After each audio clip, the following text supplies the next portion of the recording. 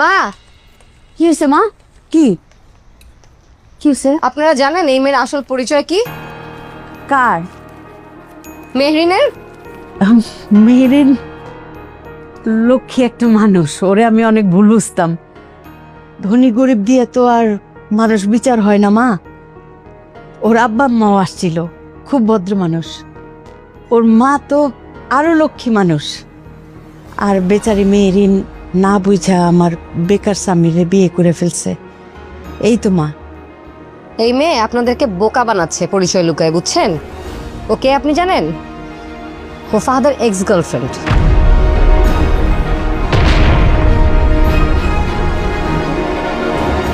কি? ও ফাহাদের ex girlfriend. Fahad ওকে না বিয়ে করে আমাকে বিয়ে করছে দেখে ওর উপর রিভেঞ্জ নেওয়ার জন্য আপনার ছোট ছেলে সামিরকে বিয়ে করছে।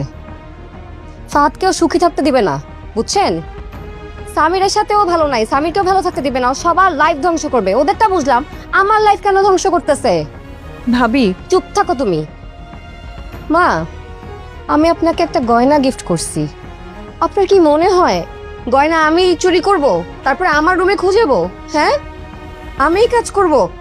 ভাবি গয়নাটা আমি আপনার। চুপ! একদম ঠাটায় চর মারুমু। ভাবি ও ঠিকই বলছে। তুমি চুপ করো ফাতিমা। সারা জীবন তুমি সবার কাছে ভালো থাকতে চাইছো, তাতে কি হয়েছে? নিজের জীবন নিজের সংসার সুন্দর করতে পারছো? পারো নাই। আরে এ তো একটা ঠান্ডা মাথার খুনি।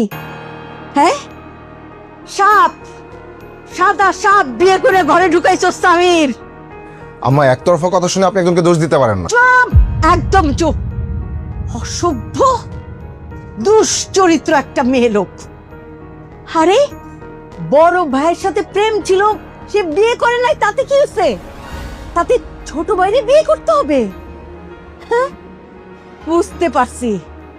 দুই ভাইয়ের মধ্যে একটা জেলাস লাগায় একটা খেলা খেলতেছেন আপনি, তাই না?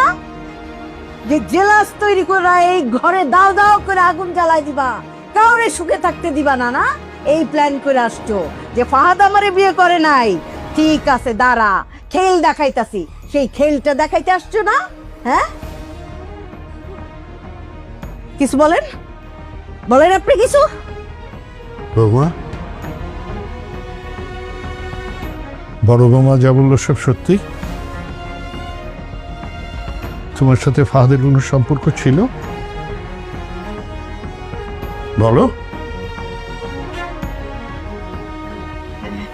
হ্যাঁ বাবা, সত্যি।